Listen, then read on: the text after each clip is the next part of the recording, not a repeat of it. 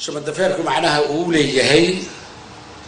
صدا مركب أركان بوحي نوري من كوي قرنيا معناها أولي كي هراء وقال سندود يزيادو يجري تاريخ دينا عمل كينا عهد دينا أدبو أيو علامات وقتي waxa uu uga tagayna dhaxal badan buu uga tagayo hadii ay nolosha caadiga tahay iyo hadii kalaba inkasta oo dadkii u horeeyay maxaa la yiraahdaa awr kiraalka ahaa ay sayla ka tagi jiray ay in badan la dagaalameen in badan hor joogsadeen yiraahdeen alaabteedii arsaaqdeedii buu yimid baalkani naga qabta ay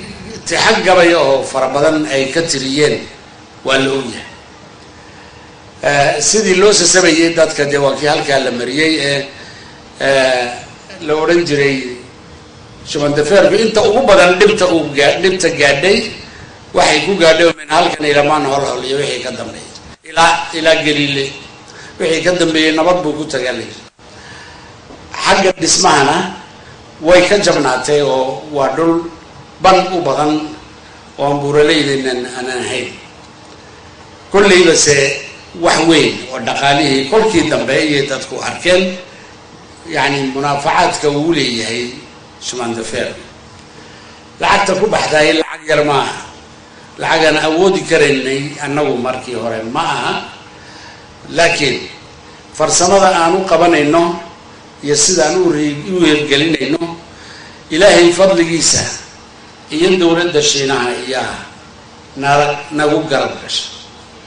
bariyahan de wala weerarayaayo waxa la leeyahay maxaa Shiinaha nigeeyo muxuu Shiinaha dhulka ka soo doonayo muxuu doonayaayo maxaad siinaysiino waxaan doonaa aan siino waxaan doonaa aan ku qabno annaga danteeda garanay dadkeena inay soo dhaxmaraana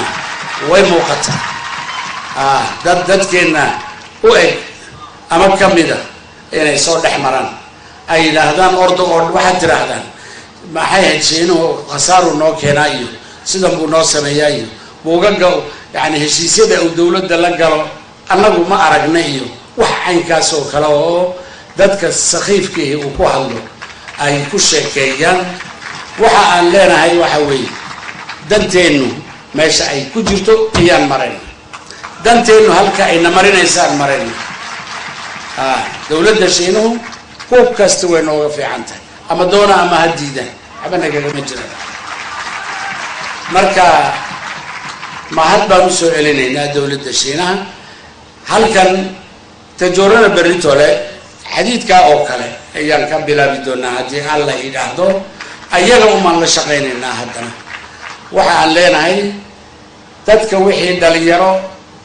وحسوا بريسلا هل كان بيجوغان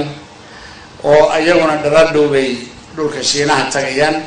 ay ku soo tababaranayaan waxaan rajaynaynaa in ay noqdaan ragii meeshaasi gacanta ku qabanayay ka shaqaynayay ka shaqaysanayay u shaqaynayay ka midho dhalinayay inay noqdaan ma rajaynayna oo cilmigeygana ay waqtigeyga inta la siiyay meesha aad tagaysaan meesha aad ku dhex noolaanaysaan in aad edeb iyo asluub iyo anshax wanaagsan aad kaga timaadaan kuwa idinka dambeeyana in ay tababarkooga halkaa ku qaataan oo ay tusaan in aan dad reer Jabuuti la yidhaahdo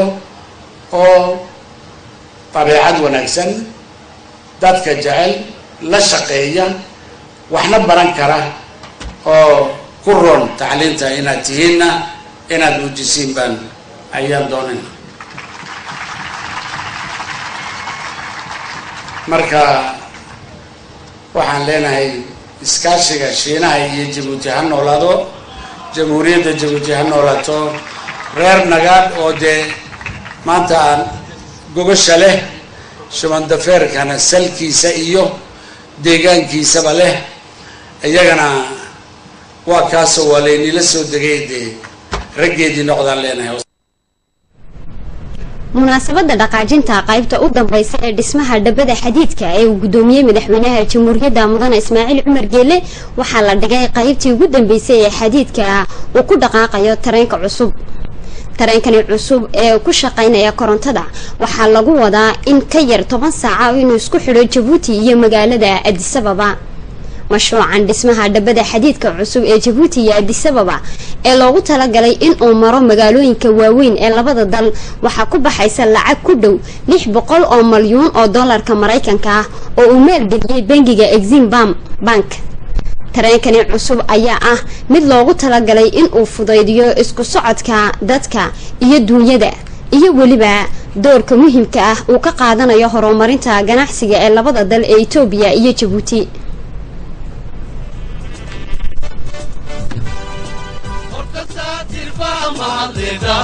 رسولكنا فصلي ودود اللهم صل وسلم وبارك عليه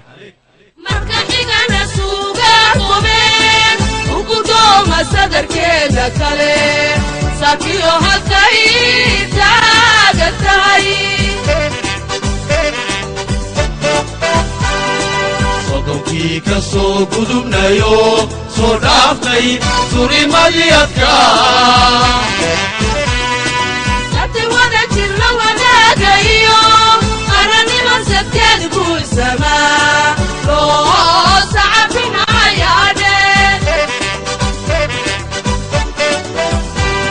صفرون جبوتي يسدقدي وقتك كساعينا يسدقدي وطلع وحدة رسوة يسدقدي ساتركنوك أقبلا يسدقدي صفرون جبوتي يسدقدي وقتك كساعينا يسدقدي وطلع وحدة رسوة يسدقدي ساتركنوك أقبلا يسدقدي ساتركن معيلو كيسيجي معكي إسماعيل هكعي فلكي أدنالكي بنا سلقو دقول قول نغضو سامنا كارسيه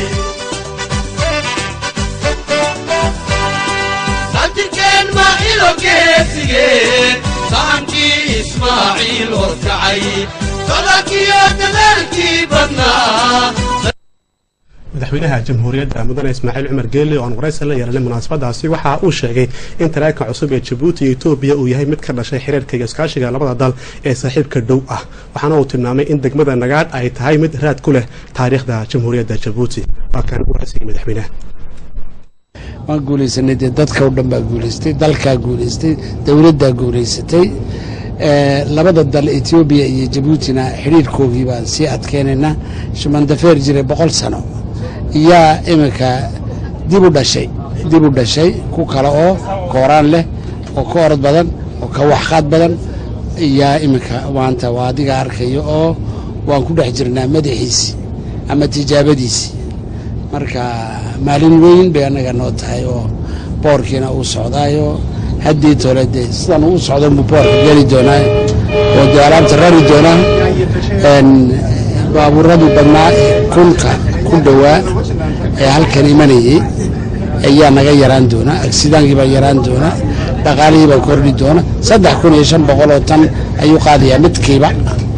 ma garan oo waa 100 gaari iyo ziyado waxay qaadi lahaayeen ayuu kol gundinaya ma garan uu kooraan ku qaadaya oo 120 kilometer ku soconaya kii hore 40 ma dhaafi jirin waa ka mustaqbalku sidaas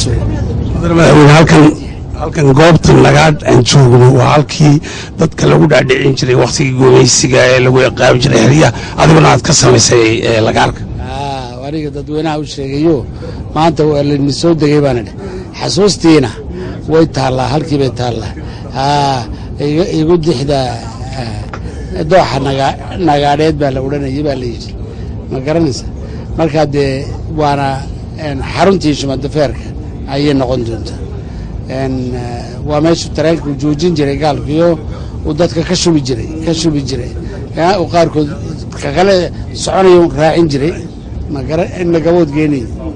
alxamdulillah iyagoo xarada ku dhex socdaan maanta gobolada dhammaan soo marna dadkii way sare joogeen wali miyaan beenayn doonaa bay kula tahay ya waa That's it.